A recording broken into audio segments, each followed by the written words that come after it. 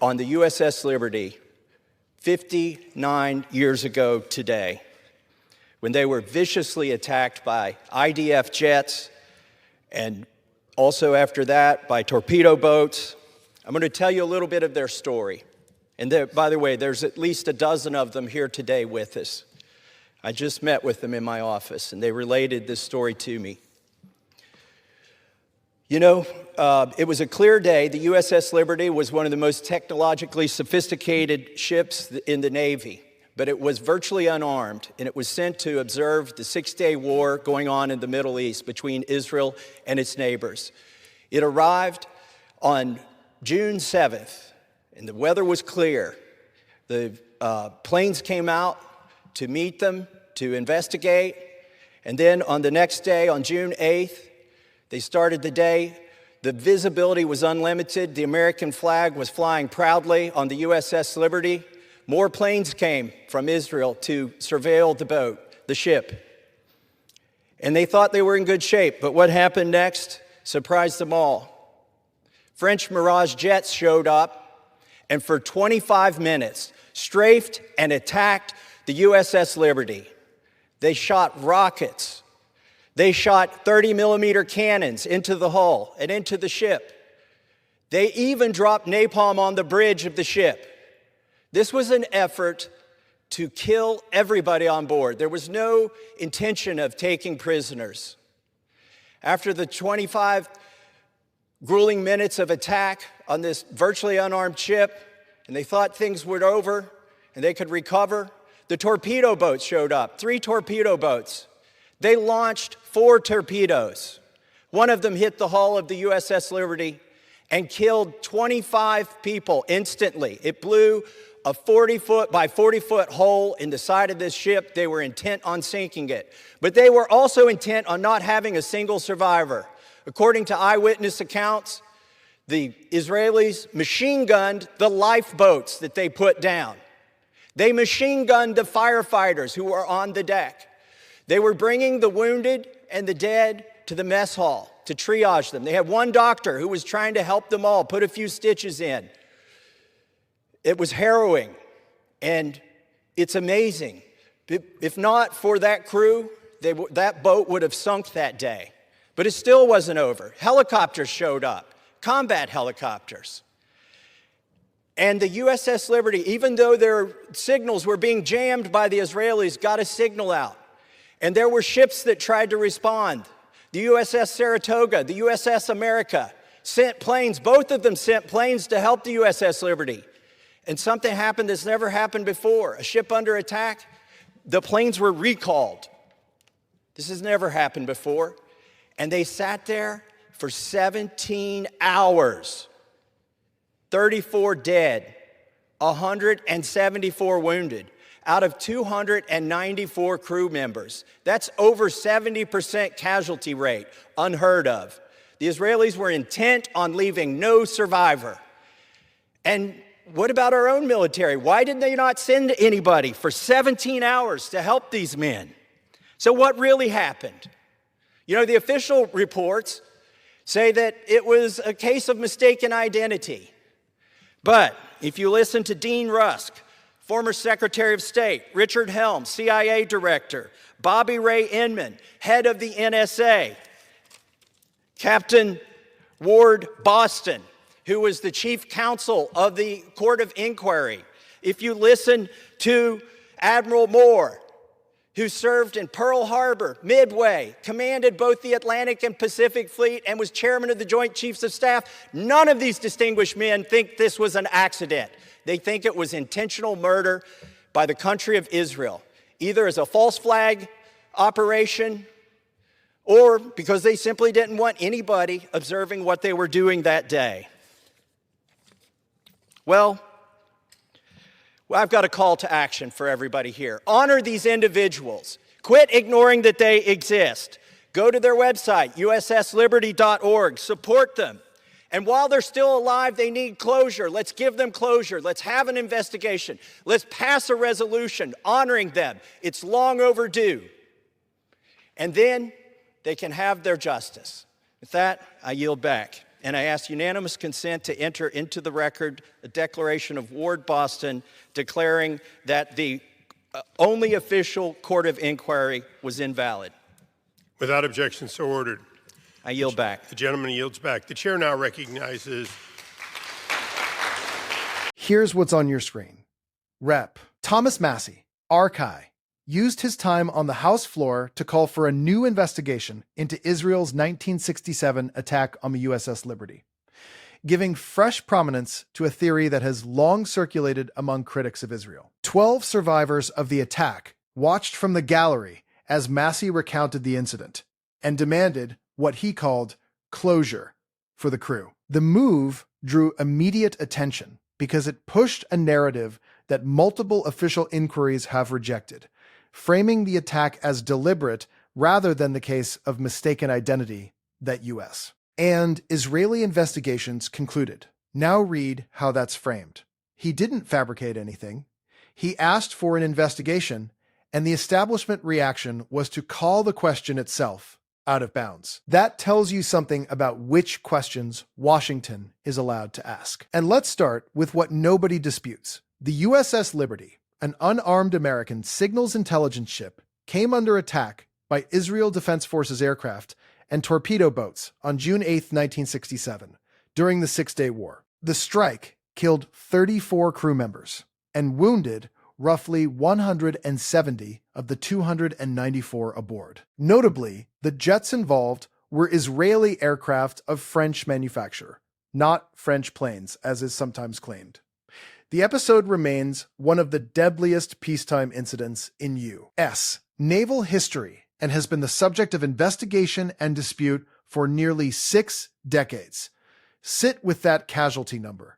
Out of 294 men aboard, over 200 were killed or wounded. That is not a glancing blow or a stray round. That is a sustained assault on an American ship.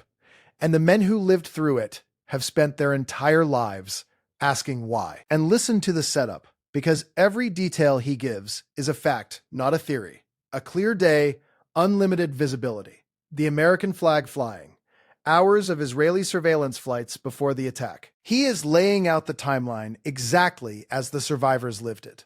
When the visibility is perfect and the flag is up, and the planes had already circled to look, the obvious question writes itself.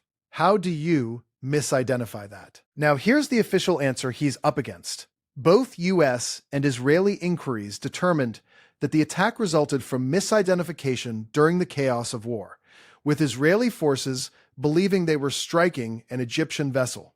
A CIA memorandum from June 1967 found that an overzealous pilot could have mistaken the Liberty for the Egyptian ship El Qusair. Israel expressed regret and paid compensation to the victims and their families. A 2004 State Department conference and newly released documents reaffirmed the government's assessment that Israel did not knowingly attack an American ship, even as survivors continued to reject that conclusion. So that's the line Massie is challenging. And notice, the people who never accepted it, the survivors themselves, the men who were on that deck, machine-gunned in their lifeboats. When the eyewitnesses spend 59 years saying the official story is wrong, asking for a real investigation is not a conspiracy. It's the bare minimum. And this is the part that makes mistaken identity so hard to swallow. 25 minutes of strafing, rockets, 30mm cannon fire, napalm on the bridge. Then, torpedo boats finishing the job. And according to eyewitnesses, machine gunning the lifeboats and the firefighters on deck. You don't keep firing on a ship for that long, going after the survivors in the water, if you've realized halfway through you hit the wrong target. That's the contradiction Massie is putting on the record. And here's the receipt that demolishes the idea that only fringe voices doubt this. Massie pointed to senior figures, including former Secretary of State Dean Rusk, NSA Director Bobby Ray Inman, and Court of Inquiry Counsel Captain Ward Boston, who in a 2004 affidavit said the Johnson administration ordered investigators to label the attack mistaken identity. These statements are the strongest basis for the deliberate attack argument but they remain disputed claims rather than the finding of any official inquiry. No U.S. investigation has formally reversed the original conclusion, which is part of why the controversy has never been resolved. Read those names again. A Secretary of State, the head of the NSA, the actual legal counsel of the Court of Inquiry, who swore under oath the investigation was steered. These are not bloggers. These are the people who ran the national security state.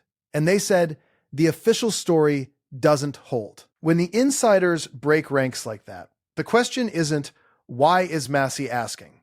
It's, why hasn't Congress asked already? And watch the moment he lists them out.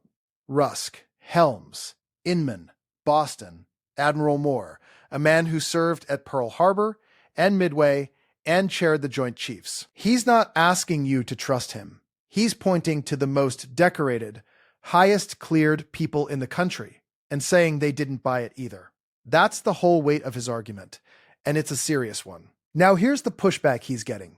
The ADL has raised concerns about the resurgence of USS Liberty conspiracy theories, particularly their amplification by figures like Tucker Carlson, who has framed the attack as a possible false flag. The organization noted that despite official findings that the attack was a tragic case of mistaken identity, alternative narratives continue to spread. Critics argue that a sitting member of Congress lending the House floor to such claims risks mainstreaming a theory that researchers and watchdog groups consider unsupported by the documentary record. But look at what's actually being objected to.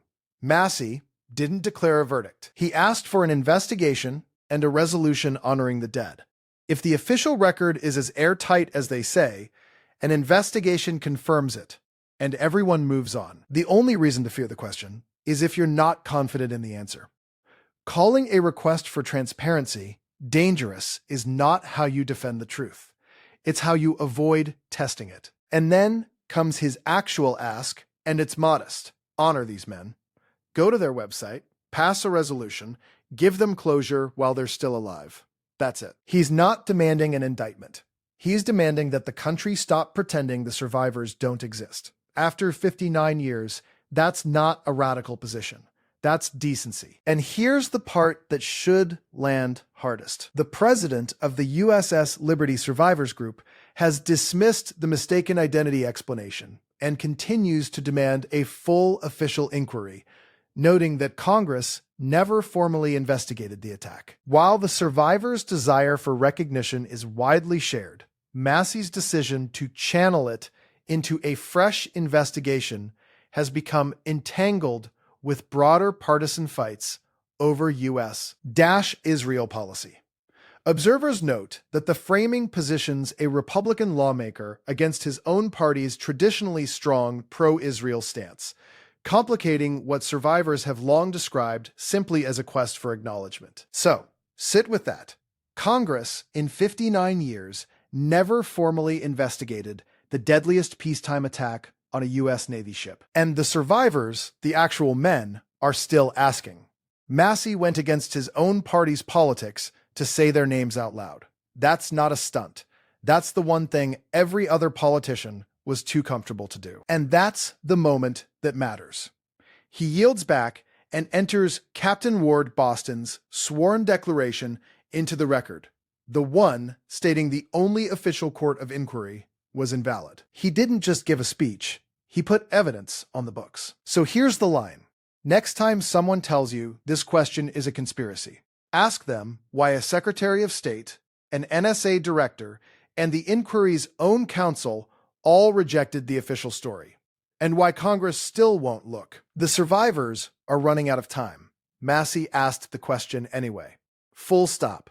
If you think these men deserve answers, hit like, subscribe, and I'll see you in the next one.